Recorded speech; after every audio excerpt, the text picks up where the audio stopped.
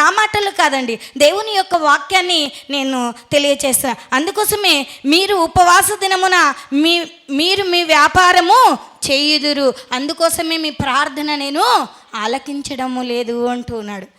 చాలామంది నేను ఉపవాసం ఉన్నాను, ఉపవాసం 3 గంటలకు కదా, 5 గంటలకు కదా, 7 గంటలకు కదా, నేను అంతవరకు నా పని చేసుకొని వస్తానులే, అప్పుడు కదా నాకేమి కాదులే అని చాలామంది ఏం చేస్తుంటారండి, పనులకు పోతుంటారు, వ్యాపారానికి పోతుంటారు. పోతున్నారా లేదమ్మా? పోతున్నారు కదా. మనం ఉపవాసం ఉండి ప్రార్థిస్తే దేవుడు ఉంటాడా? మనం కూడా అనుకుంటా, నేను ఉపవాసం ఉన్నాను, నా శ్రమలు పోవడం లేదు, నేను ఉపవాసం ఉన్నాను, దేవుడు నన్ను లక్ష్య పెట్టడం లేదు, ఉపవాసం ఉన్నాను, నా ప్రార్థనకు జవాబు రావడం లేదు అంటున్నాం. కానీ మనలో ఉన్నటువంటి పొరపాటును మాత్రము మనము జ్ఞాపకం చేసుకో. అందుకోసమే ఉపవాస దినమున మీరు వ్యాపారములు చేయకూడదు, పని కూడా చేయకూడదు, పని వారి చేత కూడా కఠినమైన పని చేయించకూడదు అని లేఖనములలోనే మనం చూస్తూ ఉంటున్నాం. అందుకోసమే మీ పనివారి చేత కఠినమైన పని చేయించుదురు. మీరు ఉపవాసం ఉన్న కానీ ఏం చేస్తున్నారండి? కలహపడుచు ఉన్నారు, అన్యాయముగా గుద్దులాడుచున్నారు. ఉపవాసం ఉన్నాము, ఏదో ఒకటి అన్నారు, భర్త అన్నాడో లేదా పిల్లలు మాట వినలేదా, ఏం చేస్తారండి? కొద్దిగా ఘర్షణ జరుగుతుందా లేదా? ఇననే పిల్లలు, నువ్వు భయమే పెట్టవు అంటారు, అవునా? మీరు కలహపడుచు వివాదము చేయుచు అన్యాయంగా గుద్దులాడుతున్నారు. అట్టి ఉపవాసము దేవునికి ప్రీతికరము కాదండి. మీ కంఠధ్వని పరమున వినబడినట్లుగా మీరిప్పుడు ఉపవాసం ఉండరు. మీరిప్పుడు ఉపవాసం ఉన్నారు కానీ మీ కంఠధ్వని పరమున వినబడదండి. వినబడుతుందా? ఎందుకు? ఉపవాసం ఉన్నట్టు ఉన్నాము కానీ వ్యాపారము చేయుచున్నాము, పని చేయుచున్నాము, పని వారి చేత కఠినమైన పని కూడా చేయిస్తున్నాము, కలహపడుచున్నాము, అన్యాయముగా గుద్దులాడుచున్నాము, వివాదము కలిగి జీవిస్తున్నాం. అందుకోసమే మన కంఠధ్వని పరమున వినబడము లేదు అనేది జ్ఞాపకము చేసుకొని, అట్టి ఉపవాసము నాకు అనుకూలమా అంటూ ఉన్నాడు దేవుడు. అన్యాయంగా గుద్దులాడుచు వివాదము చేయించు, మరి పనివారి చేత కఠినమైన పని చేయిస్తూ మరి వ్యాపారము చేయించు ఉన్నారు కనుక ఆ ఉపవాసము నాకు అనుకూలమా అంటూ ఉన్నాడు. నిజంగా ఒక్కసారి మనుషుడు తన ప్రాణమును బాధపరుచుకోవలసినటువంటి దినము అట్టిదేనా? అందుకోసమే ఒకడు జమ్ము వలె తల వంచుకొని గోనపట్ట కట్టుకొని బూడిద పరుచుకొని కూర్చుండుట ఉపవాసమా? అట్టి ఉపవాసము యెహోవాకు ప్రీతికరమని మీరు అనుకుందురు. నేను ఇట్టి ఉపవాసము దేవునికి ప్రీతికరములే అని మనం అనుకుందామంట. అందుకోసమే మనం ఉపవాసం ఉన్నప్పుడు ఎలా ఉండాలి అంటే ఒక్కసారి 6వ వచనం నుంచి చదవండి, 7వ వచనం నుంచి చదవండి. నీ ఆహారము ఆకలిగొనిన వానికి పెట్టుము, నీ రక్త సంబంధికి ముఖము తప్పింపకుండుటయు, దిక్కుమాలిన బీదలను నీ ఇంట చేర్చుకొనుటయు, వస్త్రహీనుడు నీకు కనబడినప్పుడు వానికి వస్త్రములు ఇచ్చుటయు ఇదే కదా నాకు ఇష్టమైన ఉపవాసము. ఏదండి దేవునికి ఇష్టమైన ఉపవాసము? ఆకలిగొన్న వారికి ఆహారము పెట్టుట దేవునికి ఇష్టమైన ఉపవాసం అండి. చాలామంది ఏమనుకోద్దండి అమ్మా, నేను ఒక ఎగ్జాంపుల్ చెప్పు. ఉపవాసం ఉన్నాం, ఏం చేశారండి? రోజు ఏమంటారు? అరపడి అంటారా, సేరు అంటారా? సేరు. సరే, సేరు వండుతోళ్ళు ఇప్పుడు ఎంత వండుతారండి? దాంట్లో కొద్దిగా తీసేసి ఉంటారు, 1 పిడికిలో 2 పిడికిల్లో పక్కకు పెట్టేసి ఉంటారు. కానీ దేవుని వాక్యం ఏం సెలవిస్తుంది? నువ్వు రోజు ఒక సేరన్నం వండితే ఆ సేరన్నం వండాలి, ఏం చేయాలి? ఆకలిగొన్న వారికి నీ ఆహారాన్ని పెట్టాలంట. పెడుతున్నారా? నేను ఉపవాసం ఉన్నాను, నేను ఇంత అన్నం తగ్గిస్తే, ఇన్ని బియ్యం తగ్గిస్తే చాలే అనుకుంటున్నారు. అది కాదండి. అందుకోసమే దేవుని వాక్యము చాలా చక్కగా మనతో మాట్లాడుతూ ఉన్నాడు దేవుడు. నీ ఆహారము ఎవరికి పెట్టాలంట? ఆకలిగొన్న వారికి పెట్టాలంట. పెట్టావండి? 12 రోజులైంది ఉపవాసం ఉండబట్టి మనం, అవునా కదా? 12 రోజులైందా లేదా? 10వ తేదీ నుంచి స్టార్ట్ అయినాయి కదా. 12 రోజుల నుంచి నీ ఆహారం ఒక్కరికైనా పెట్టావా? కానీ గొప్పలు చెప్పుకున్నాను, నేను ఉపవాసం ఉన్నానండి, నేను ప్రార్థన చేస్తూ ఉన్నానండి. కానీ దేవునికి ఇష్టమైన ఉపవాసం ఏంటి? ఆకలి కొనిన వారికి ఆహారము పెట్టాలంట. పెడుతున్నావా? వాక్యాన్ని విందామండి. కొద్దిసేపు మాత్రమే నేను చెప్తానులేండి, ఎందుకంటే సమయం కూడా నాకు ఎక్కువైన తర్వాత ఇచ్చినారు. నేను కూడా కొద్దిగానే చెప్పి ముగించేస్తాను. కానీ సరేనా? ఆహారము ఆకలి కొనిన వారికి పెట్టాలి, అదే దేవునికి ఇష్టమైన ఉపవాసము అని లేఖనం.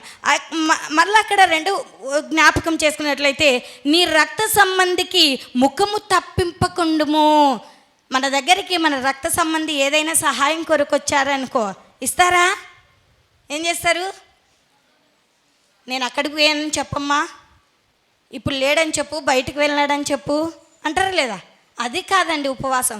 నీ రక్త సంబంధి ఏదైనా వచ్చి నిన్ను అడిగినప్పుడు వానికి నువ్వు చేయగలిగినంత సహాయము చేయడమే దేవునికి ఇష్టమైన ఉపవాసం. మరి చేస్తూ ఉన్నావా? ఒకసారి జ్ఞాపకం చేసుకుందాం. నీ ఆహారము ఆకలి కొనిన వానికి పెట్టాలి, నీ రక్త సంబంధికి ముఖము తప్పింపకుండా ఉండాలంట. అడిగినది ఇచ్చే కుమారుడిగా కుమార్తెగా ఉండాలి. అంత మాత్రమే కాకుండా దిక్కుమాలిన బీదలను నీ ఇంట చేర్చుకొనుము.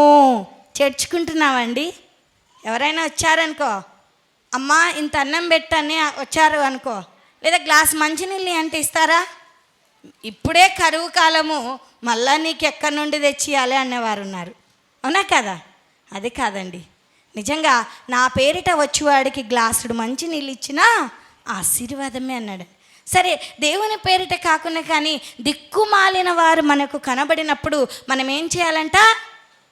మన ఇంట చేర్చుకొని వారిని ఆదరించే వారముగా ఉండాలంట. అంత మాత్రమే కాకుండా వస్త్రహీనుడు నీకు కనబడినప్పుడు వానికి వస్త్రములు ఇచ్చుటయు. నిజంగా ఇస్తున్నావండి? బట్టలు లేని వారు కనబడినప్పుడు వానికి బట్టలు ఇవ్వాలంట. అది దేవునికి ఇష్టమైన ఉపవాసం అంట. దేవుడు నీకు ఉచితంగా పాప విమోచనను కలగచేశాడండి. నువ్వు మాత్రము ఏమీ కూడా ఇవ్వలేనటువంటి స్థితిలో ఉంటున్నావు. అందుకోసమే ఇదే కదా నాకు ఇష్టమైన ఉపవాసము.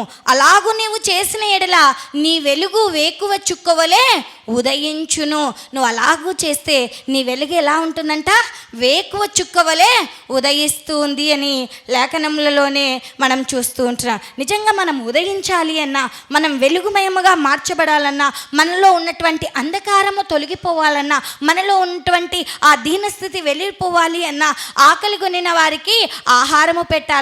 ఈ లెంట్ దినాల్లో, ఈ వసంతకాలంలో, ఈ తపస్కాలంలో, ఈ యొక్క మరి చిగురించే దినాల్లో నీ ఆత్మీయ జీవితం ఎలా ఉందో, ఉపవాసం ఉన్నావు కానీ నిన్ను నీవు ఉపేక్షించుకోలేని స్థితిలో ఉంటున్నావు. ఉపవాసం ఉన్నావు కానీ నిన్ను నీవు పరీక్షించుకోలేని స్థితిలో ఉంటున్నావు. నిజంగా పాత రోత జీవితాన్నంతా కూడా తీసివేసి మన జీవితాల్లో నూతనముగా మనము చిగుర్చేవారముగా ఉండాలంట. చిగురుస్తూ ఉన్నామా? ఒక్కసారి పాత అలవాట్లను, పాత పద్ధతులను, పాత బుద్ధిని, పాత యొక్క తలంపులన్నిటినీ కూడా విడిచిపెట్టాలంట. విడిచిపెడుతూ ఉన్నావా? ఒక్కసారి జ్ఞాపకం చేసుకునే వారిగా ఉండాలి. అందుకోసమే మనము జ్ఞాపకము చేసుకున్నట్లయితే అక్కడ మనం ఒకసారి చదువుకుందామండి. 10వ వచనాన్ని 9వ వచనాన్ని. అప్పుడు నీవు పిలువగా యెహోవా ఉత్తరమిచ్చును, నీవు మొరపెట్టగా ఆయన నేనున్నాను. ఇతరులను బాధించుటయు, వేలు పెట్టి చూపి తిరస్కరించుటయు. నువ్వు ఎప్పుడైతే నీ ఆహారము ఆకలి కొనిన వానికి పెడతావో, వస్త్రహీనుడు కనపచ్చినప్పుడు వస్త్రములు ఇస్తావో, దిక్కుమాలిన వారికి మరి నీ ఇంట చేర్చుకుంటావో, అంత మాత్రమే కాకుండా అక్కడ మనము జ్ఞాపకము చేసుకున్నట్లయితే నీ రక్త సంబంధికి ముఖము తప్పింపకుండా ఉంటావో, అప్పుడు ఎలా ఉంటావంట? నీవు పిలువగా నేనున్నాను అంటున్నాడంట దేవుడు. నువ్వు ప్రార్థిస్తే, నువ్వు మొరపెడితే నీ ప్రార్థనకు దేవుడు ఖచ్చితంగా జవాబునిస్తాడంట.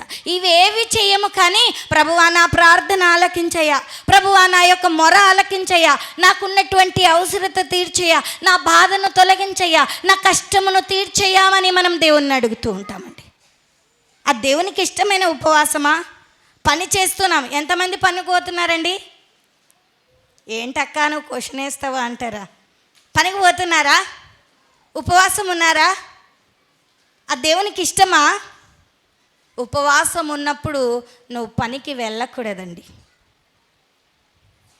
అట్టప్పుడు నువ్వు ఉపవాసం లేకున్నా కూడా పర్వాలేదండి, నువ్వు పనికి వెళ్ళు. కానీ దేవునికి ఏం కావాలి? నీ హృదయం దేవునికి ఇవ్వాలి. నీలో పాప రోత జీవితాన్ని నువ్వు తీసివేసుకొని దేవునికి ఇష్టమైన బిడ్డగా ఉంటే కూడా చాలండి. పాత అలవాట్లు ఉన్నాయి, పాత తలంపులు ఉన్నాయి, పాత బుద్ధి ఉంది, పాత యొక్క ఆలోచనలు ఉన్నాయి, కానీ దేవునికి ఇష్టమైన ఉపవాసము మనము చేయడం లేదండి. చేస్తూ ఉన్నారా? చేయడం లేదండి. అందుకోసమే లేఖనము చాలా చక్కగా ఇతరులకు బాధించకూడదంట. ఉపవాసం ఉన్నప్పుడు బాధిస్తున్నామా లేదండి? మాటల ద్వారా బాధిస్తూ ఉంటున్నాము, చూపుల ద్వారా బాధిస్తుంటాము. ఒకరు చూపు చూశారనుకో, కన్నెర్ర చూశారనుకో, ఇతరులు బాధపడతారా లేదా? కొట్టాల్సిన అవసరంలా, తిట్టాల్సిన అవసరం, ఒక్క ఉరిమినట్టు కళ్ళు ఎర్ర చేసి చూస్తే పరేత.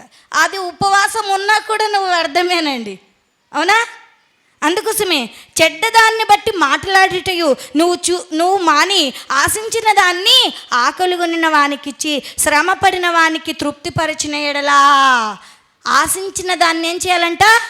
ఆకలిగొనిన వానికిచ్చి శ్రమపడిన వాన్ని తృప్తిపరిచిన ఎడలా చీకటిలో నీ వెలుగు ప్రకాశించును, అంధకారము నీకు మధ్యాహ్నము వలె ఉండును అని లేఖనములలోనే మనం చూస్తూ ఉంటున్నాం. అందుకోసమే మనము జ్ఞాపకము చేసుకున్నట్లయితే అయితే మన హృదయంలో ఏముందో ఒకసారి జ్ఞాపకం చేసుకుందాం. ఇర్మియా గ్రంథము 17వ అధ్యాయము 9వ వచనాన్ని ఒకసారి జ్ఞాపకం చేసుకుందామండి. హృదయము అన్నిటికంటే మోసకరమైనది, అది ఘోరమైన వ్యాధి కలది, దాన్ని గ్రహింపగలవాడు ఎవడు? చలమా, ఉపవాసం ఉన్నాను, అన్నీ చేస్తూ ఉన్నాను, కానీ నీలో ఏమి లేదండి. చక్కగా నువ్వు దేవుని పట్ల న్యాయంగా నడుచుకోవడం లేదు. అంటే గొప్పలు చెప్పుకున్నా, కానీ దేవుని యొక్క వాక్యం ఏం సెలవిస్తుంది? హృదయము అన్నిటికన్నా కూడా మోసకరమైనదంట. ఈ మోసకరమైన హృదయము నువ్వు కలిగి ఉండి ఇతరులకు నువ్వు ఆహారం పెడతావా? పైకేమో తీయని మాటలు చెప్తారండి. ఉన్నారా లేదా? సంఘంలో ఉన్నారు, సమాజంలో ఉన్నారు, కుటుంబాల్లో కూడా ఉన్నారు. మంచిగా మాటలు చెప్తారు, కానీ హృదయంలో మాత్రము కల్మషముతో నిండి ఉంటుందండి. నిజంగా వాక్యము ఎలాంటిది అంటే రెండంచుల ఖడ్గము లాంటిదండి. అది ఎటువైపు నుంచి అయినా కూడా సూటిగా మన హృదయాన్ని తాకుతుంది. అప్పుడు మన గురించి అనుకోకూడదు, కానీ దేవుడు నాతో మాట్లాడుతున్నాడు, నా జీవితాన్ని నేను సరి చేసుకోవాలి అని మనం ఒక్కసారి జ్ఞాపకం చేసుకోవాలి. నిజంగా ఒక్కసారి జ్ఞాపకం చేసుకోవాలి. ఉపవాసము అనగా ఉపేక్షించుకొనుట, పరీక్షించుకొనుట, వాక్యమును చదువుట. ఎవ్వరు కూడా ఇది చేయడము లేదండి. చేస్తూ ఉన్నారా? పేరుకు గొప్పగా చెప్తాం, నేను ఉపవాసం ఉన్నానండి, నేను ప్రార్థన చేస్తూ ఉన్నానండి. ఎప్పుడు? పనికి పోయి వచ్చిన తర్వాతనా? 10 నిమిషాలు దేవుని సన్నిధిలో గడపడమా? కాదండి. రోజుకు 24 గంటల సమయం అయితే 2 గంటల 40 నిమిషాలు దేవునికి ఇవ్వాలండి. ఈ ఉపవాస దినంలో మాత్రము ప్రతి దినము నువ్వు ఉదయమే పని ముగించుకొని నీ సమయం అంతా కూడా నువ్వు ఎంతవరకు ఉపవాసం ఉంటే అంత సమయం వరకు నువ్వు దేవుని సన్నిధానంలో దేవునితో మాట్లాడడం నేర్చుకోవాలండి. మాట్లాడుతున్నావా? ఒక్కసారి జ్ఞాపకం చేసుకుందాం. ఇంతవరకు నువ్వు మాట్లాడలేకపోతే, ఇంతవరకు నువ్వు దేవునితో సహవాసం చేయలేకపోతే, దేవుని వాక్యాన్ని ధ్యానించలేకపోతే, దేవునితో నువ్వు కలిసి జీవించలేకపోతే, ఇక నుంచి అయినా, ఈ దినము నుంచి అయినా నేర్చుకునే బిడలుగా ఉండాలంట. నేర్చుకుంటున్నావా? ఒక్కసారి జ్ఞాపకం చేసుకో. అందుకోసమే భక్తుడు చాలా చక్కగా సెలవిస్తాడు, హృదయము అన్నిటికంటే మోసకరమైనది, అది ఘోరమైన వ్యాధి కలది, దాన్ని గ్రహింపగలవాడు ఎవడు? నిజంగా హృదయంలో ఒకటి, పైన ఒకటి, అవునా కదా? లేరా? చాలామంది ఉన్నామండి. హృదయంలేమో భలే చెప్తున్నారులే, భలా చేస్తున్నారులే, మాకు అన్నీ తెలుసు అంటున్నా, అవునా? నిజంగా నేను ఒక్కసారి జ్ఞాపకం చేసుకునే ప్రార్థనలో దేవునికి ఎంతగానో మొరపెడుతున్నా, ప్రభువా నా సంఘమును ఆశీర్వదించయ్యా, ఏ ఒక్క ఆత్మ కూడా నశించిపోకుండా ప్రతి ఆత్మను వెతికి రక్షించుటకు కృప చూపు దేవా అని ప్రతి దినము కూడా దేవుణ్ణి అడుగుతున్నానండి. కానీ దేవుని చిత్తమైతే మన సంఘము రాకడకు ఎత్తబడేలాగా ఆయత్తపరచాలి అనే ఉద్దేశం కలిగి జీవించాలి. ఇదిగో ఒక్కసారి మనం చాలామంది హృదయాల్లో ఎలాంటి కల్మషము ఉండకూడదండి. దేవుడు నీ హృదయం దగ్గర నిలబడి తట్టుతూ ఉంటే నువ్వేం చేస్తున్నావు? ఆ తలుపు తెరవడము లేదండి, తెరుస్తున్నావా? విన్నారా వాక్యాన్ని? ఏమి వింటూ ఉన్నామో కూడా తెలియని స్థితిలో ఉంటున్నామండి. నిజంగా భక్తుడు చాలా చక్కగా పాడతాడు, హృదయమనేడు తలుపు నోట యేసునాదుండా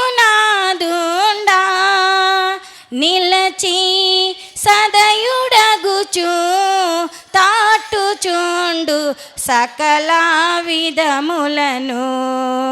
హృదయమనెడు తలుపు నోద యేసునాదుండు నిలచి సదయుడగుచు తాటుచుండు సకల విధములను. మన హృదయాల దగ్గర దేవుడు నిలిచి ఉన్నాడంట. కానీ నువ్వేం చేస్తున్నావు? నీ హృదయంలో పాపం ఉంది, నీ హృదయంలో కల్మషం ఉంది, నీ హృదయంలో పాపపు తలంపులు దాగి ఉన్నాయి గనక దేవుడు ఎంత తడుతూ ఉన్నా కూడా నీ హృదయపు తలుపులను తీయడం లేదు. అందుకోసమే ఇర్మియా భక్తుడు చాలా చక్కగా సెలవిస్తున్నారు, హృదయము అన్నిటికన్నా మోసకరమైనది, అది ఘోరమైన వ్యాధి కలది, దాన్ని గ్రహింపగలవాడు ఎవడు? ఈ హృదయము వ్యాధితో నిండి ఉంది. ఏ వ్యాధి? పాప వ్యాధితో నిండి ఉంది. నీ పాప భారాన్ని తొలగించడానికే యేసు ప్రభుల వారు ఆ సిలువ మ్రాను మీద నీ కోసము, నా కోసము, మనందరి కోసము ప్రాణ త్యాగాన్ని చేశాడు. కానీ ఆయన ప్రాణ త్యాగాన్ని కూడా గుర్తెరగకుండా ఇంకా పాపములోనే నిలిచి నీ పాపపు హృదయంలో దేవునికి చోటివ్వలేని స్థితిలో నీ ఉంటూ ఉన్నావు అనేది జ్ఞాపకం చేసుకునేవారు. ఇక నుంచి అయినా ఈ 2025 సంవత్సరంలో అయినా ఈ లెంట్ దినాల్లోనైనా దేవునికి నీ హృదయాన్ని సమర్పించాలి. నిజంగా దేవుడు నిన్నేమడుగుతున్నాడండి? నా కుమారుడా, నా కుమార్తె, నీ హృదయము నాకిమ్ము. నీ ధనాన్ని అడగడం లేదు, నీ ఆస్తిని అడగడం లేదు, నీ సంపదను అడగడం లేదు. కేవలం నీ హృదయం ఎంత ఉందండి? నీ పెడికిలి ఎంత ఉంటే అంతే నీ హృదయం ఉంటుంది.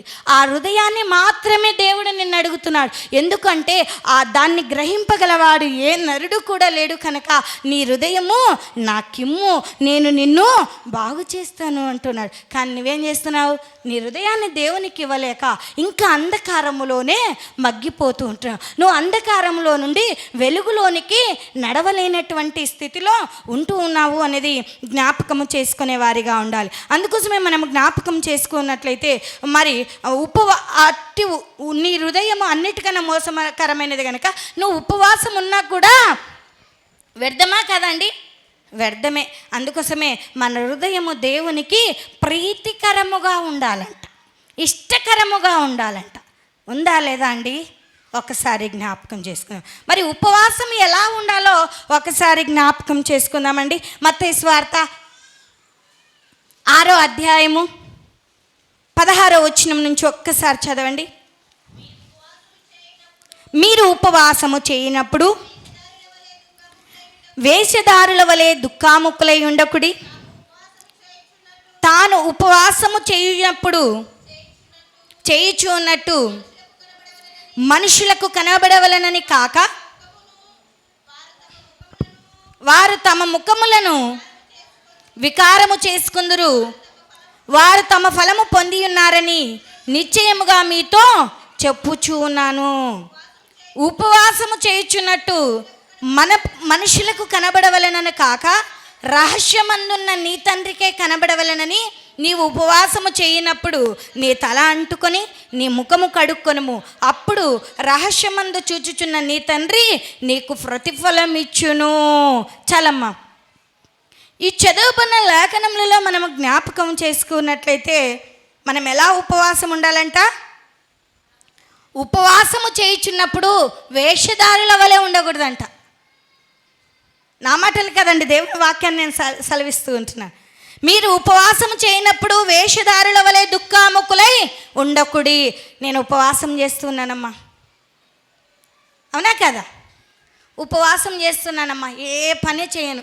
కొందరు ఉపవాసం చేస్తూ ఇండ్లు కూడా క్లీన్ పెట్టుకోకుండా మంచం ఎక్కి పడుకుంటారు. అది దేవునికి ఇష్టమైన ఉపవాసం. దేవుని వాక్యం ఏం సెలవిస్తుంది? మీరు ఉపవాసము చేయనప్పుడు వేషధారుల వలె దుఃఖాముఖులై ఉండకుడి. ఉపవాసం చేస్తూ ఉన్నప్పుడు వేషధారుల వలె దుఃఖాముఖులుగా ఉండకూడదంట. ఉపవాసంలో ఉన్నప్పుడు నువ్వు ఎలా ఉండాలి? నీ ముఖము తేజోమయముగా ఉండాలంట. ఎందుకంటే నువ్వు దేవుని శక్తిని పొందుకుంటున్నావు, ప్రార్థనలో ఎక్కువ గడుపుతున్నావు, దేవుడు నిన్ను తన ఆత్మ చేత నింపుతున్నాడు. నీ ముఖము ఎప్పుడూ కూడా వెలుగుతూనే ఉండాలంట. కానీ మన ముఖాలు ఎలా ఉంటాయో తెలుసా? ఉండేది 3 గంటలే, అవునా కదా? ఉదయం నుంచి మహా అంటే 3 గంటలు 5 గంటలు, అంతకన్నా ఎక్కువ ఉంటారా? కొందరు సాయంత్రం నుంచి తెల్లవారు వరకు ఉంటారండి. అంటే ఎవరి పని భారాలను బట్టి వాళ్ళు ఉంటారు. అది మనకు అవసరం లేదు, కానీ నేను వాక్యాన్ని మాత్రం సెలవిస్తాను. కానీ ఉంటే ఉదయం నుంచి సాయంకాలము 5 వరకు లేదా 3 వరకు ఉంటారు. తర్వాత ఇంకా ప్రార్థన చేసుకొని, దేవా నీకు స్తోత్రం, నాకు ఆత్రం అని ఇంకా వెళ్ళిపోతారండి. త్వరగా తినేస్తారండి, అవునా? లేరా అటువంటి వారు? ఉన్నారండి. కానీ దేవుని వాక్యం ఏం సెలవిస్తుంది? తాము ఉపవాసము చేయనప్పుడు మనుషులకు కనబడవలనని కాక దేవునికి కనబడవలనని తమ ముఖము వికారము చేసుకుందురు. తాము ఉపవాసము చేయనప్పుడు మనుషులకు కనబడవలనని వారు తమ ముఖములను వికారము చేసుకుందురు. వారు తమ ఫలము పొంది ఉన్నారని నిశ్చయముగా మీతో చెప్పుచున్నాను. ఉపవాసము చేయనప్పుడు ఎలా ఉండాలంట? ఎలా ఉండాలండి? అక్కడే 17వ వచనంలో చాలా, మనుషులకు కనబడవలనని కాక రహస్యమందున్న నీ తండ్రికే కనబడవలెనని నీవు ముఖమును కడుక్కొనుము. ఉపవాసం ఉన్నప్పుడు నీ తల అంటుకొనుము. అంటుకొనుము అంటే నీ తలలో ఉన్న, ఉపవాసం ఉన్నప్పుడు నీ చెడ్డ తలంపులను, నీ చెడ్డ ఆలోచనలను, చెడ్డ బుద్ధిని, దురాలోచనలను, పాపపు ఆలోచనలను తీసివేసుకొని నువ్వు శుద్ధిగా ఉండి దేవునికి మొరపెట్టాలంట. తల స్నానం చేసి ప్రశాంతంగా దేవుని సన్నిధానంలో గడపాలంట. ఎవరి గురించి ఆలోచించకూడదు. నీలో ఉన్న పాత స్వభావాన్ని అంతా కూడా తీసివేసుకోవాలంట. అందుకోసమే నీ తల అంటుకొని నీ ముఖమును కడుక్కొనుము. అప్పుడు రహస్యమందు చూచుచున్న నీ తండ్రి నీకు ప్రతిఫలమిచ్చును. నువ్వు ప్రార్థిస్తే దేవుడు ఖచ్చితంగా ప్రతిఫలాన్ని ఇస్తాడంటండి. ఇస్తాడా? ఇవ్వడా? ఎప్పుడు ఇస్తాడండి? నోరులు ఇప్పండి అమ్మా. మీరు మాట్లాడుతున్నది మీకన్నా వినబస్తుందా? ఇప్పండి. ఎప్పుడు ఇస్తాడు మనకు ప్రతిఫలము? రహస్యమందు చూచు తండ్రికి నువ్వు మొరపెట్టినప్పుడు, ఉపవాసం ఉన్నప్పుడు. నువ్వు ఉపవాసం చేయనట్లు మనుషులకు కాదు కనబడాల్సింది, రహస్యమందున్న తండ్రికి నువ్వు కనబడాలి. అందుకోసమే అక్కడ 6వ వచనాన్ని ఒక్కసారి చదువుకుందాం. 6వ అధ్యాయం 6వ వచనం మత్తయి సువార్త. నీవు ప్రార్థన చేయనప్పుడు నీ గదిలోనికి వెళ్ళి తలుపు వేసి రహస్యమందున్న నీ తండ్రికి ప్రార్థన చేయుము. అప్పుడు రహస్యమందు చూచు నీ తండ్రి నీకు ప్రతిఫలమిచ్చును. మనం ఉపవాసం ఉన్నప్పుడు ఏం చేయాలంట? ప్రార్థన చేయాలంట. ఎవరికి? రహస్యమందున్నటువంటి తండ్రికి. చాలామంది ఉపవాసం ఉన్నామని గొప్పలు చెప్పుకొని, ప్రభువా మనుషులు వినాలని గట్టిగా ప్రార్థన చేసేవారు ఉంటారండి. ఉండరా? ఒక ఎగ్జాంపుల్ చెప్తా అండి. ఒక అమ్మమ్మ, ఒక మనమడు ఉన్నాడంట. మనమడు ఏమడిగాడంటే, అమ్మమ్మ నాకు ఒక స్కూటర్ ఒక సైకిల్ కొనిస్తావా అని అడిగాడంట. ఆమె చాలాసార్లు ఇప్పుడు కొనిస్తా అప్పుడు కొనిస్తా అని చెప్తూ ఉందంట. ఈ పిల్లగాడు ఏం చేసాడో తెలుసా? గదిలోనికి వెళ్ళి వారి అమ్మమ్మ హాల్లో కూర్చుంటే తలుపు వేసుకోకుండా ప్రార్థన చేస్తూ ఉన్నాడంట. దేవుని వాక్యం ఏం సెలవిస్తుంది? రహస్యమందున్న నీ తండ్రికే ప్రార్థన. ఏమని ప్రార్థన చేస్తున్నాడు? దేవునికి కాదు, వాళ్ళ అమ్మమ్మ వినాలని వేషధారిలోలే ప్రార్థన చేస్తున్నాడంట. ఎట్ట ప్రార్థన చేస్తున్నాడు? ప్రభువా నా అమ్మమ్మ యొక్క మనసు మార్చేయా, నా అమ్మమ్మ నాకు చక్కగా బైసికిల్ కొనియడానికి హృదయమును ప్రేరేపించు, సైకిల్ కొనివ్వడానికి హృదయమును ప్రేరేపించు తండ్రి అని ప్రార్థిస్తున్నాడంట. వాళ్ళ అమ్మమ్మని, అబ్బా నా మనమడు చాలా చక్కగా దేవునికి ప్రార్థిస్తున్నాడు. కానీ అతను అంతా కూడా వేషధారణ జీవితం కదండి. కేవలము దేవునికి కాదు ప్రార్థన చేసేది, తన అమ్మమ్మ వినాలని చేస్తున్నాడు. మనం కూడా దేవుని వినాలని ప్రార్థన చేయడం లేదండి, మనుషులు వినాలని ప్రార్థన చేసేవాళ్ళు చాలామంది కూడా ఉన్నారు. అందుకోసమే మనం ఆ రీతిగా ఉండకుండా చక్కగా దేవునికి ప్రార్థించే బిడలముగా ఉండాలి అని ప్రభునామంన తెలియచేస్తూ ఉంటున్నాను. అందుకోసమే మనం జ్ఞాపకం చేసుకున్నట్లయితే మరి ఉపవాసం ఉన్నప్పుడు మన సొంత కార్యములు చేయకూడదంట. నీతి న్యాయములు ఇతరులను ప్రదర్శించుట మనము చేసేవారంగా, నీతి న్యాయములను అనుసరించి నడుచుకునే వారిగా ఉండాలంట. ఒకరు తిట్టినా, ఒకరు కొట్టినా, ఒకరు ఉమ్మిలించినా, ఏమన్నా కూడా వారిని మారో మాట అనకుండా అన్నీ కూడా సర్దుకుపోయే వారిగా ఉండాలంట. నిజంగా ఒక్కసారి జ్ఞాపకం చేసుకుందామండి ఉపవాసము. కానీ నువ్వు ఉపవాసం ఉన్నప్పుడు అన్యాయంగా గుద్దులాడావనుకో, వివాదము చేసావనుకో, కొట్లాడావో అనుకో, నీ ప్రార్థనకు దేవుడు ప్రతిఫలాన్ని ఇవ్వడు అనేది జ్ఞాపకం చేసుకునే వారంగా ఉండాలి. అందుకోసమే ఉపవాసంతో పాటు పశ్చాత్తాపం కూడా ఉండాలంట. ఉపవాసం చేస్తూ ఉన్నారు చాలామంది, పశ్చాత్తాప జీవితం లేదండి. ఉందా లేదా? పశ్చాత్తాప జీవితం కూడా ఉండాలంట. ఒక్కసారి లూకాసు వార్తలోనికి వెళ్దామండి. లూకాసు వార్త 18వ అధ్యాయము 10 నుంచి 12 వచనాలు. అనేక మార్లు మనం వినింటాం ఆ వ్యక్తుల గురించి. ప్రార్థన చేయుటకై 2 మనుషులు దేవాలయంలోనికి వెళ్ళిరి. వారిలో ఒకడు పరిసయ్యుడు, ఒకడు సుంకరి.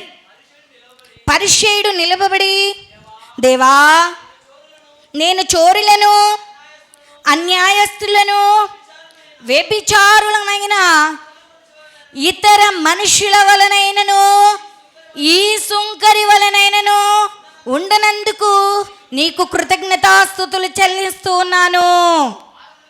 వారమునకు 2 మార్లు ఉపవాసము చేయుచు నా సంపాదన అంతటిలో 10వ వంతు చెల్లించుచూ ఉన్నానని తనలో తాను ప్రార్థించుచూ ఉండెను. అయితే సుంకరి దూరముగా నిలిచి ఉండి ఆకాశము వైపు కనులెత్తుటకైనను ధైర్యము చాలక రొమ్ము కొట్టుకొనుచు, దేవా పాపినైన నన్ను కరుణించుమని పలికెను.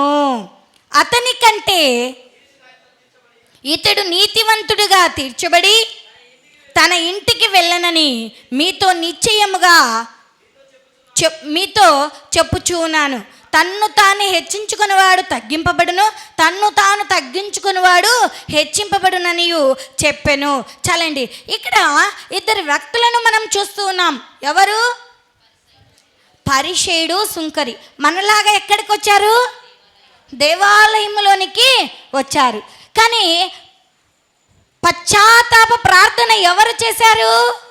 సుంకరి ఒక పాపిగా వచ్చాడు, దేవుని నీతివంతుడుగా తీర్చి అతన్ని ఆశీర్వదించి చేశాడు. కానీ పరిసయ్యుడు పాపిగానే వచ్చాడు, పాపిగానే వెళ్ళాడండి. మనము ఆ రీతిగా ఉండకుండా ఒక పాపిగా వచ్చిన నీవు నీతివంతుడిగా తీర్చబడి తిరిగి ఇంటికి వెళ్ళవలెను అని లేఖనములలోనే మనం చూస్తూ ఉంటున్నాం. అందుకోసమే ఉపవాసంతో పాటు పశ్చాత్తాపం న్యాయముగా జీవించాలన్న అభిలాష దేవుని యొక్క ఆజ్ఞ ఉన్నది. నువ్వు న్యాయంగా జీవిస్తున్నావా? ఉపవాసం ఉన్నావు, ఉపవాసంతో పాటు పశ్చాత్తాపం కూడా ఉండాలంట. ఇక్కడ సుంకరి పశ్చాత్తాపడుతున్నాడు. ప్రభువా నీ వైపు కన్నులెత్తి చూచుటకైనను ధైర్యము చాలడము లేదయ్యా, పాపినైన నన్ను కరుణించుమని ప్రార్థిస్తున్నాడు. ఎంత పశ్చాత్తాపడుతున్నాడు. నువ్వు ఒక్క దినమైనా ప్రభువా నా పాపములను క్షమించయ్యా, పాపినైన నన్ను కరుణించయ్యా, నా యొక్క పాప భారమును తీసివేయి ప్రభువా. ఒక్క దినమైనా ప్రార్థించావండి? ఒక్కసారి జ్ఞాపకం చేసుకో. ఒకవేళ ఇంతకాలం నువ్వు ప్రార్థించలేకపోయావేమో, ఇక నుంచి అయినా, ఈ దినము నుంచి అయినా, ఈ సమయము నుంచి అయినా నువ్వు పరిచయుడు ఏం చేస్తున్నాడు? ప్రభువా, నేను వారి వలన ఉండనందుకు, వీరి వలె ఉండనందుకు, మరి ఈ సుంకరి వలనైనా ఉండనందుకు నీకు ఎప్పుడు కూడా ఒకరిని వేలెత్తి చూపిస్తూనే ప్రార్థిస్తున్నారు. మనం కూడా ప్రార్థిస్తూ ఉంటామేమో, అలాంటి ప్రార్థన మనకు వద్దండి. ప్రభువా, నేను ఆమె వలె ఉండనందుకు, ఈమె వలె ఉండనందుకు, ఇతని వలె ఉండనందుకు నీకు అలాంటి ప్రార్థనా జీవితము మనకు వద్దండి. మనలో పశ్చాత్తాపం ఉండాలి, నీతి న్యాయములను అనుసరించే అభిలాష మనకు ఉండాలి. అదే దేవుని యొక్క ఆజ్ఞేయ ఉన్నది అనేది జ్ఞాపకం చేసుకునేవారిగా. కానీ మళ్ళా పరిచయుడు అంటూ ఉన్నాడు, నేను వారమునకు 2 మార్లు ఉపవాసం ఉన్నానయ్యా, నా సంపాదన అంతటిలో కూడా నేను 10వ వంతు చెల్లించుచూ ఉన్నాను, నేను చాలా గొప్ప అని తన్ను తాను హెచ్చించుకుంటూ ప్రార్థిస్తూ ఉన్నాడండి. కానీ ఈ పరిచయుడు ఏం చేస్తూ ఉన్నాడో తెలుసా? దూరంగా నిలిచిండి ఆకాశము వైపు కనులెత్తి చూచుటకైనను ధైర్యము చాలక రొమ్ము కొట్టుకొనుచు, దేవా, పాపినైన నన్ను కరుణించుమని ప్రార్థిస్తున్నాడు. ఎంత గొప్ప ప్రార్థనను ఒకసారి జ్ఞాపకం చేసుకుందామండి. మరి సుంకరి వలె ప్రార్థిస్తూ ఉన్నావా? పరిచయుని వలె ప్రార్థిస్తూ ఉంటున్నావా? సుంకరి తలంపు కలిగి జీవిస్తూ ఉంటున్నావా? పరిచయుని తలంపు కలిగి జీవిస్తూ ఉంటున్నావా? పాపిగా నువ్వు వచ్చావు, తిరిగి ఒక నీతివంతుడిగా తీర్చబడి ఇంటికి వెళ్తూ ఉంటున్నావా? ఒక్కసారి దేవుని ఆశీర్వాదములను పొందుకొని వెళ్తూ ఉన్నావా? అందుకోసమే తన్ను తాను హెచ్చించుకుని వాడు తగ్గించాడు. పరిచయుడు ఏం చేశాడు? హెచ్చింపు ప్రార్థన కలిగి జీవించాడు, కానీ దేవుని ఆశీర్వాదాన్ని పొందలేకపోయాడు. సుంకర్ ఏం చేశాడు? తన్ను తాను తగ్గించుకొని ప్రార్థన చేశాడు. ఎంతగానో సుంకరిని ఆశీర్వదించినట్లు మనం చూస్తుంటున్నాం. మరి నువ్వు ఆశీర్వాదాలు కావాలి అంటే నిన్ను నీవు తగ్గించుకొని దేవుని యొద్ద పశ్చాత్తాపంతో మొరపెట్టే కుమారుడిగా, కుమార్తెగా ఉండాలి అని ప్రభునామంన తెలియచేస్తూ ఉంటున్నాను. అందుకోసమే మనం ఒక్కసారి జ్ఞాపకం చేసుకున్నట్లయితే మన జీవితాలను ఆత్మ పరిశీలన చేసుకునే వారిగా ఉండాలి. మనం ఉంటూ ఉన్నాం, ఏ రీతిలో ఉపవాసం ఉంటున్నాం, ఎలా ఉంటున్నాము అనేది. అందుకోసమే ముఖ్యంగా పేదలకు, నిరుత్సాహులకు, బలహీనులకు సంబంధించిన ఆదేశాలను పాటించాలన్న ఇంగిత జ్ఞానము కలిగి జీవించాలంట. నిరుత్సాహులకు సహాయపడేవారిగా ఉండాలంట. ఉపవాసం ఉన్నావు కానీ ఏది కూడా నువ్వు చేయడం లేదండి. చేస్తూ ఉన్నావా? దేవుడిచ్చాడు నీకు ఒక ధన్యత, ఆ ధన్యతను చక్కగా వినియోగించుకోలేకపోతున్నావు. ఉపవాసంలో దేవుని వాక్యం చాలా స్పష్టంగా తెలియజేస్తుంది, ఆకలి ఉన్న వారికి ఆహారమును పెట్టుము అంటూ ఉంది. మరి పెడుతూ ఉన్నావో లేదో ఒక్కసారి నిన్ను నీవు దేవుడు చూరగోరేది ఇదే. కానీ ఉపవాసం ఉన్నామని తామే నీతివంతులమని మనుషులకు గొప్పలు చెప్పుకోవడం కాదండి. మన మతము మన సాటి మానవుల పట్ల జాలి గుణం కలిగి ఉండాలంట. ఉందా? సాటి మానవుల పట్ల ప్రేమాగుణము లేదండి. ఒక్కసారి జ్ఞాపకం చేసుకుందాం.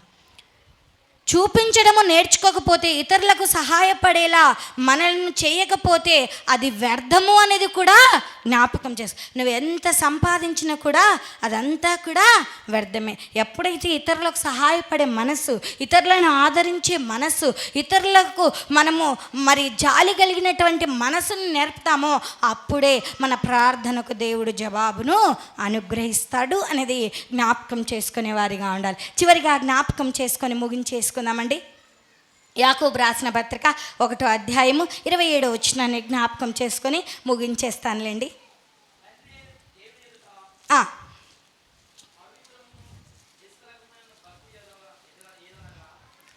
తండ్రి అయిన దేవుని ఎదుట పవిత్రమును నిష్కలంకమునైన భక్తి ఏదనగా దిక్కులేని పిల్లలను, వెధవరాళ్లను వారి ఇబ్బందులలో పరామర్శించుటయు, ఇహలోక మాలిన్యము తనకంటకుండా తన్ను తాను కాపాడుకొనుటయే. చాలండి. ఈ చదువుకున్న లేఖనములలో మనము జ్ఞాపకం చేసుకున్నట్లయితే మరి అక్కడ మనం ఏం చేయాలి అంటే ఏదండి భక్తి? దిక్కులేని పిల్లలను, వెధవరాళ్లను పరామర్శించుటయే ఈ భక్తి అండి. అక్కడ మనం చూసుకున్నట్లయితే తండ్రి అయిన దేవుని ఎదుట పవిత్రమును నిష్కలంకమైన భక్తి ఏదనగా దిక్కులేని పిల్లలను, వెధవరాళ్లను వారి ఇబ్బందులలో పరామర్శించుటయు. నిజంగా ఉపవాస దినాల్లో దిక్కులేని వారిని ఆదుకుంటున్నావా? ఒకసారి జ్ఞాపకం చేసుకున్నా. అమ్మా నేను మళ్ళీ అడుగుతానండి ఏం చెప్పానో. అందుకోసమే వచ్చిన మనము కొంతైనా కూడా నేర్చుకొని పోనే వారంగా ఉండాలి. జ్ఞాపకం చేసుకున్నట్లయితే ఒక్కసారి ఆ లేఖనాన్ని చదువుకున్నామండి.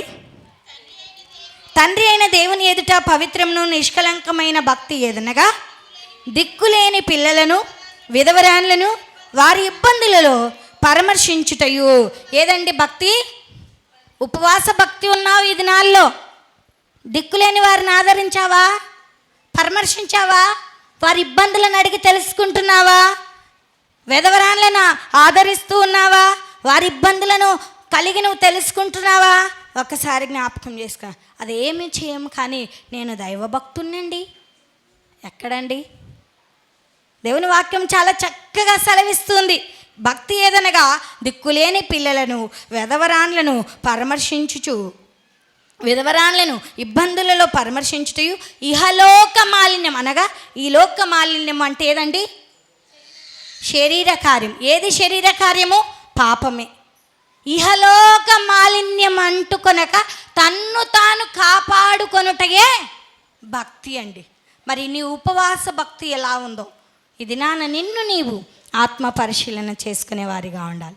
అందుకోసమే అక్కడ మనము జ్ఞాపకం చేసుకున్నట్లయితే యెషయా గ్రంథము మరి 58వ అధ్యాయము 8, 9, 10 వచనాల్లో ఇశ్రాయేలు పశ్చాత్తాపపడి వెతకవలసిన రీతిలో దేవుణ్ణి వెతికి వాక్కులను ఆచరణ పెట్టినట్లయితే ఫలితంగా దివ్యముగా వింతగా ఉంటాయి అనేది దాని మర్మము అనేది జ్ఞాపకం చేసుకుని ఈనాటి విశ్వాసులు కూడా వారు దేవుణ్ణి వాక్కుతో మరింత బలపడే వారిగా ఉండాలి. కానీ దేవుని వాక్యమును వినడం లేదండి. వింటున్నామా? విన్నట్టు నటిస్తూ ఉన్నారండి. అవునా కదా? అడిగాననుకో నోరులే విప్పరండి. ఏదైనా ఇస్తున్నారనుకో మాటలు మాత్రము కోటలు దాటిస్తారండి. వీరికి చేత కాదు, చేతగానప్పుడు ఊకుండాలి అనే వాళ్ళు ఉంటారా? ఉండరా? అది కాదండి. నువ్వు వచ్చినాక దేవుని ఏదైతే చేస్తారో అది మాత్రము దేవుని సన్నిధానంలో ఉన్నంత వరకు నీ నోరు ఏది కూడా మాట్లాడకూడదు. అది భద్రముగా కాపాడుకోవాలి. అందుకోసమే నువ్వు దేవుని దీవెనలు పొందుకోవాలంటే మరి దేవునికి నువ్వు నీతిగా న్యాయంగా నడుచుకునే వారిగా ఉండాలి అని ప్రభునామంన తెలియచేస్తూ ఉంటున్నాను. లోబడినంత మేరకు మరి లోబడితే దేవుని దీవెనలను అనుభవించవచ్చు. వెలుగు ఆరోగ్యమును నీతి న్యాయములు వారికి వర్తిస్తాయి అనేది కూడా జ్ఞాపకం చేసుకునే వారిగా ఉండాలి. దేవుని మహిమ వాళ్ళ మీదకి రక్షిస్తూ ఉంటుంది అనేది కూడా జ్ఞాపకం చేసుకో. వారి ప్రార్థనలకు జవాబు దేవుడు చూపిస్తాడు, జవాబు అనుగ్రహిస్తాడు అనేది జ్ఞాపకం చేసుకునే వారిగా ఉండాలి. ఎప్పుడైతే దేవునికి తగిన రీతిలో నువ్వు నీతి న్యాయంగా నడుచుకుంటావో తృప్తిని, బలమును, సౌఫల్యతను పొందుకుంటావు అనేది జ్ఞాపకం చేసుకునే వారిగా ఉండాలి. మరి నీ ఉపవాసం ఎలా ఉందో ఇది నిన్ను నీవు ఆత్మ పరిశీలన చేసుకుంటూ ఉపవాసము అనే దానికి కూడా మనం మీనింగ్ జ్ఞాపకం చేసుకున్నాం.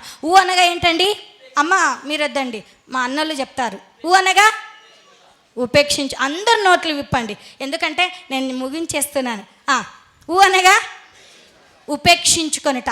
మనలను మనము తన సిలువనెత్తుకొని ఉపేక్షించుకునే వారంగా ఉండాలి. పానగా పరీక్షించుకొనుట. అందరు నోర్లు విప్పండి. మాట్లాడడానికి నోరు విప్పుతామా లేదా? దేవుని వాక్యం చెప్పడానికి నోరు విప్పుదాం. పానగా పరీక్షించుకొనుట. ఎలా ఉన్నావు?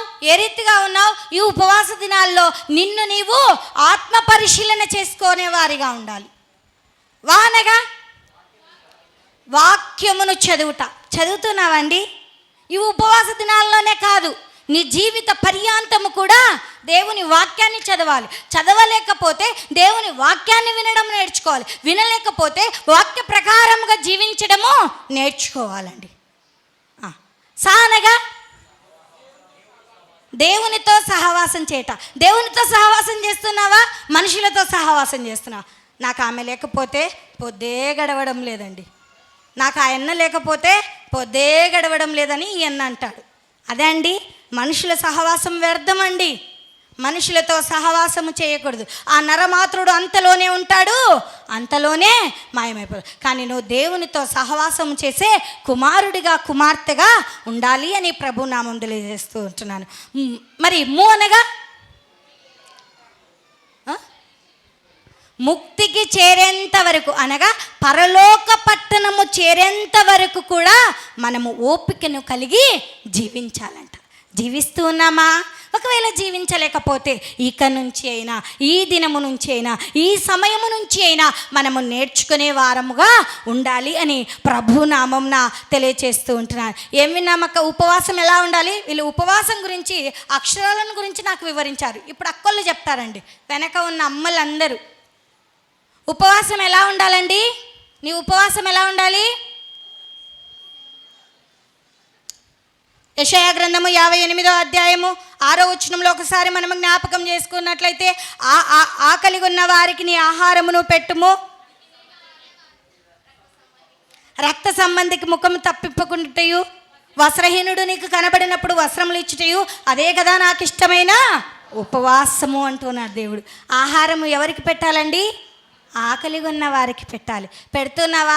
చాలామంది అమ్మలు ఏం చేస్తున్నారంటే, ఏం చేస్తామండి మనం, ఎక్కువ స్త్రీలమే ఏం చేస్తాం, నువ్వు ఉపవాసం ఉన్నావు కదా, ఇంత అన్నం తగ్గించి ఇంత అన్నం వండుతానులే అని వండేవాళ్ళు అంటారండి. ఉన్నారా లేదా? అది వద్దండి. నువ్వు ఎంత వండుతావో అంత వండు. ఆకలి ఉన్నవారు ఎవరైనా నీ ఇంటికి వచ్చినప్పుడు ఆకలి ఉన్నవారికి ఆహారం పెడితే అది ఎంతో ఆశీర్వాదం అండి. దిక్కుమాలిన వారిని నీ ఇంట చేర్చుకోవడం కూడా ఆశీర్వాదమేనండి. నిజంగా జ్ఞాపకం చేసుకున్నా. వస్త్రహీనుడుకు వస్త్రములు ఇచ్చేవారిగా ఉండాలి. నిజంగా నీ రక్త సంబంధికి ముఖము తప్పింపకుండా ఉండాలంట. చాలామంది ఏం చేస్తాడు, వాడు వస్తున్నాడు అనగా వీడు వాడిపోయేవాడిగా ఉంటారండి. ఆ రీతిగా ఉండొద్దండి. తగిన సహాయమును, చేతనైన సహాయమును చేసేవారిగా. ఉపవాసం ఉన్నప్పుడు ఎలా ఉపవాసం ఉండాలి? Very good. ఎలా ఉండాలి? రహస్యమందు చూచు నీ తండ్రికి మాత్రమే నువ్వు ప్రార్థన చేయాలండి, కనబడాలండి. ఎలా? నీ తల అంటుకోవాలి, నీ ముఖము కడుక్కోవాలి. తల అంటుకోవడం అంటే తలలో ఉన్నటువంటి మాలిన్యాన్ని, పాపపు స్వభావాన్ని, పాపపు బుద్ధిని, వాటన్నిటిని కూడా తీసివేసుకోవాలని మీనింగ్ అండి. తల స్నానం చేయాలి, కానీ అందులో ఉన్న మాధుర్యాన్ని కూడా మనం జ్ఞాపకం చేసుకునే వారిగా ఉండాలి. నిజంగా ఉపవాసం ఉన్నప్పుడు ఏం చేయాలంట? యాకోబు రాసిన పత్రిక 1వ అధ్యాయము 27వ వచనంలో జ్ఞాపకం చేసినాం. ఎలా ఉండి ఏం చేయాలంట? భక్తి ఏదంట? ఉపవాస భక్తి. దిక్కులేని పిల్లలను, వెధవరాన్లను వారి ఇబ్బందులలో పరామర్శించుటయే అదే భక్తి అండి. ఇహలోక మాలిన్యము అంటుకొనక కాపాడుకొనుటయే భక్తి అండి. నీ ఉపవాస భక్తి ఎలా ఉందో ఇది నా ఆత్మ పరిశీలన చేసుకొని ముందుకు కొనసాగే వారిగా ఉండాలి. దేవుడు చిన్ని వాక్యాన్ని మనందరి వెనుకడిలో దీవించి ఆశీర్వదించునుగాక. ఇచ్చిన సమయాన్ని బట్టి అయ్యగారికి వందనాలు తెలియజేస్తూ, విన్న మీకు అందరికీ వందనాలు తెలియజేస్తూ ముగించుకుంటున్నాను. క్రీస్తునందు ప్రేమైన దేవుని బిడలారా, ఇంతవరకు విన్న వాక్యాన్ని మనం విడిచిపెట్టక దేవుని యొక్క వాక్యానుసారముగా, దేవుని యొక్క చిత్తానుసారముగా మనమందరము జీవించున్నట్లుగా, బ్రతుకున్నట్లుగా ప్రభు సన్నిధిలో ప్రార్థన చేసుకుందాం. ప్రార్థన మన మధ్యలో ఉన్న కాంతమ్మ గారు, పెద్దలు జయనగర్ సత్యమైన కాంతమ్మ గారు మన ప్రార్థన నడిపిస్తారు. వాక్య ఫలింపు కొరకు అమ్మగారు ప్రార్థన.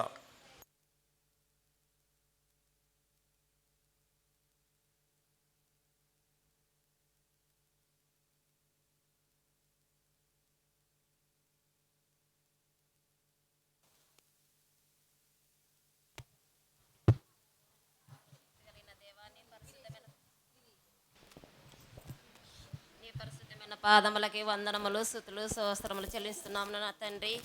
అవునా ప్రభా, యేసయ్య దేవా, గడిచిన దినములు, గడిచిన సంవత్సరం అంతా మమ్మల్ని కాసి కాపాడి ప్రేమించి ఆదరించి నీ కృపను చూపిన విధానములు బట్టి నీకు కృతజ్ఞత స్తోత్రములు చెల్లిస్తున్నాము నా ప్రభా.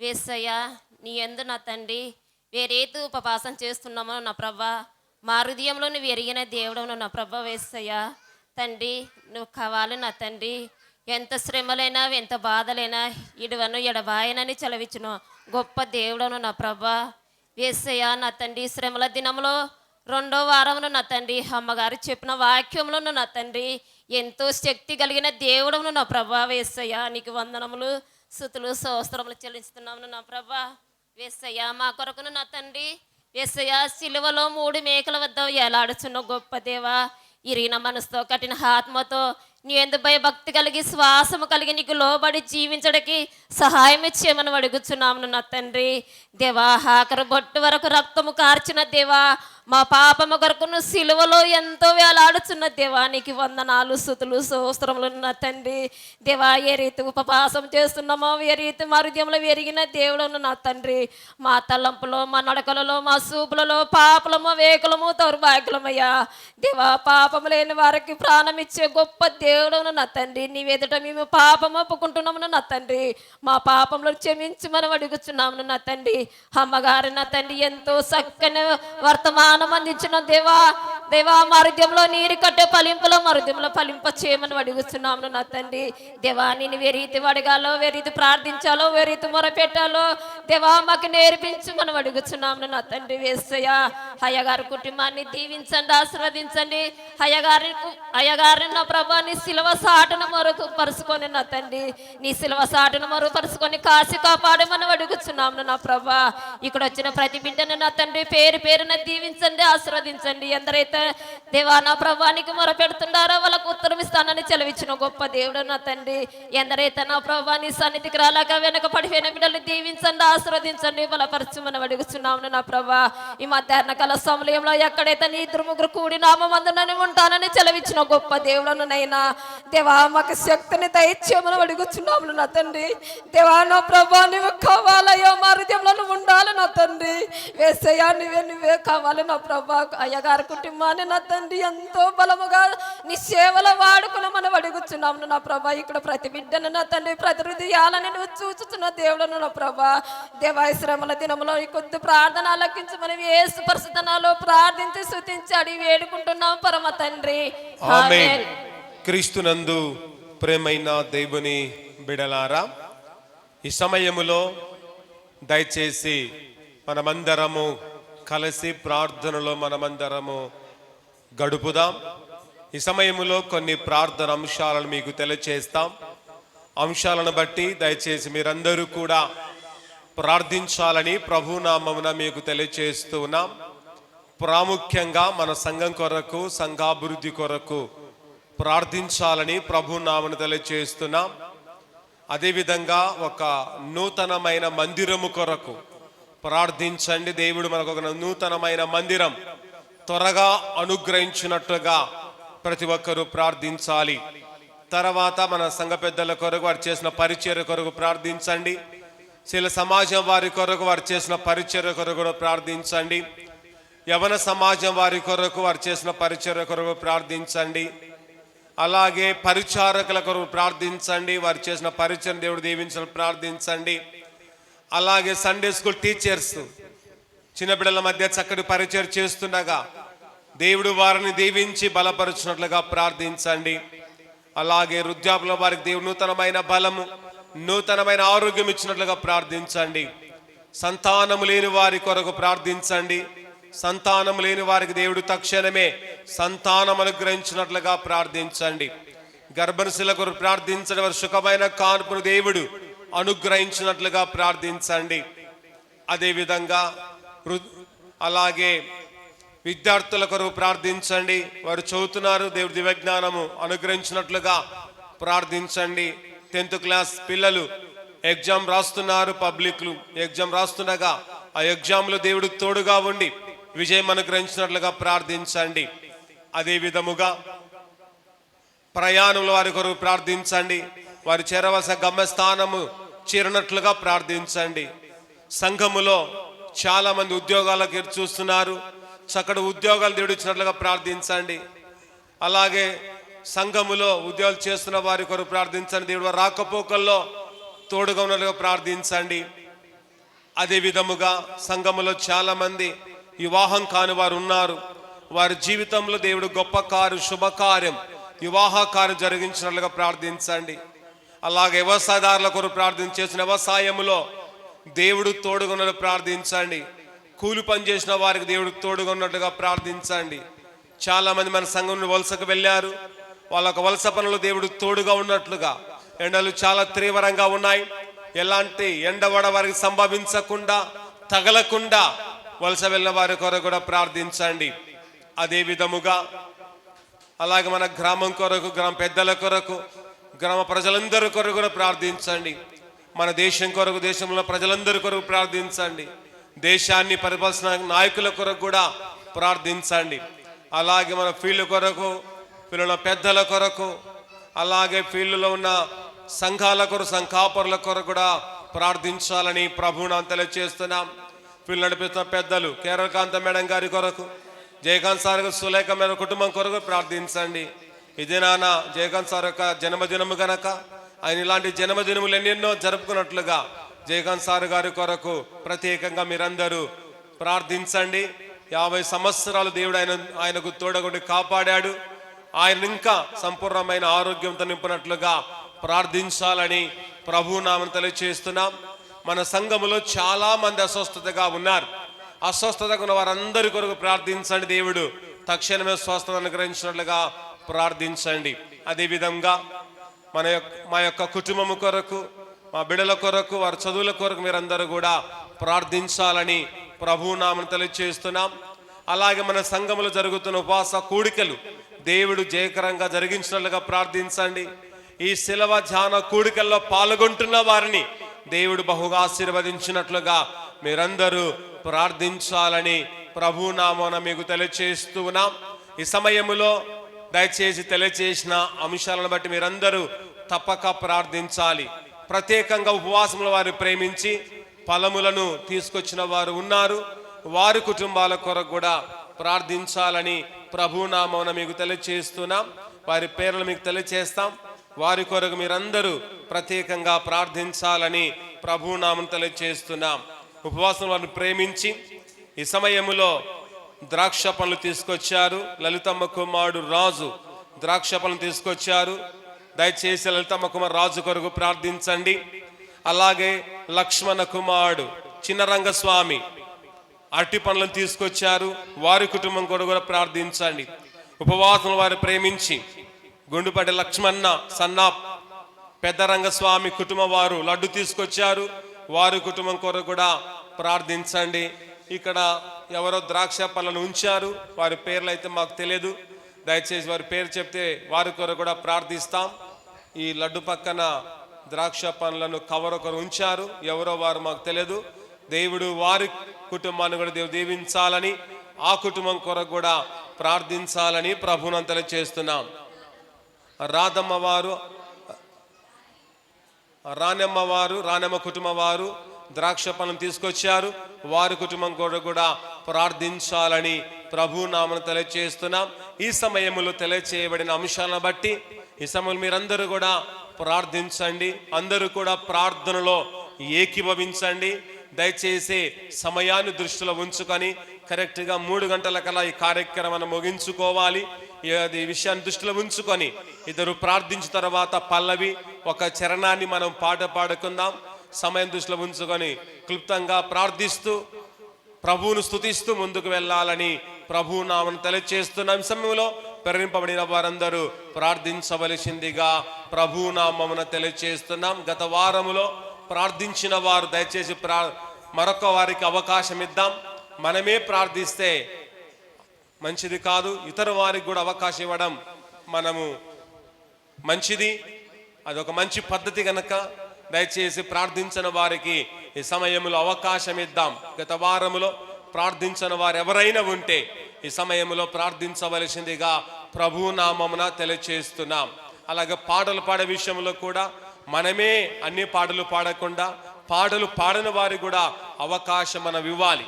ఒక పాట పాడిన తర్వాత రెండో పాట ఇతర వారికి ఇవ్వడానికి సంసిద్ధంగా ఉండాలని ప్రభు నామమున తెలియచేస్తూ ఉన్నాం. సమయంలో దయచేసి మీరందరూ ప్రార్థించండి. మైక్ వరకు ఎదురు చూడొద్దండి. మీరు ప్రార్థిస్తే మైక్ మీ దగ్గరికే మన మధ్యలో ఉన్న పెద్దలు కానీ యవనస్తులు కానీ మీ మధ్యను తీసుకొస్తారని ప్రభు నామమున తెలియచేస్తూ ఉన్నాం. దయచేసి ప్రార్థించండి. సమయం తక్కువగా ఉంది. మీరందరూ కూడా త్వరగా ప్రేమపడిన వారు ప్రార్థించాలని ప్రభు నామమున తెలియచేస్తూ ఉన్నాం. బుధుడవైన మా ప్రభు మా యేసయ్య, నీ పాదములకు వందనములు, స్తుతులు, స్తోత్రములయ్యా. గడిచిన దినములు గడిచిన మాసంలోనయ్యు మమ్మల్ని ఎంతగానో కాచి కాపాడి ఆదరించి సంరక్షించి చక్కటి ఆయుష్ను ఆరోగ్యంను దయచేసిన తండ్రి మీకు స్తోత్రములు ప్రభువా. నేటి దిన ఉపవాస సాహస కూడికకు మేమందరము ప్రభువా ప్రయాసపడి నీ సన్నిధికి వచ్చి ప్రభువా మీరిచ్చిన కంఠస్వరముల చేత పాటల ద్వారా నిన్ను స్తుతించగలిగాము ప్రభువా. అయ్యా ఇంతవరకైతే నీ దైవ సేవకురాల్ని నీ పక్షంగా నిలవబెట్టుకుని ప్రభువా మా ఆత్మలకు కావలసినటువంటి చక్కటి ఆత్మీయ ఆహారాన్ని మేము భుజించాము ప్రభువా. నీ ప్రియ బిడ్డను నీ సిలువ చాటును మరుగుపరుచుకొని మా ఆత్మలకు కావలసినటువంటి చక్కటి మర్మములను గూఢమైన సంగతులను మాకు అందించింది ప్రభువా.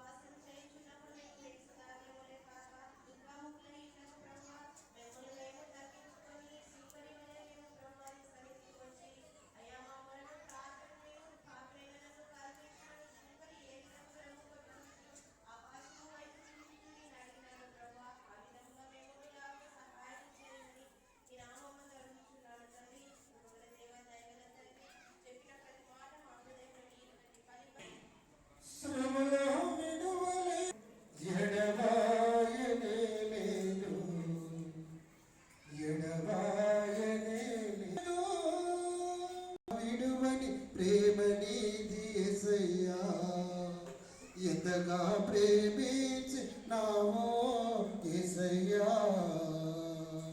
నీ ప్రేమ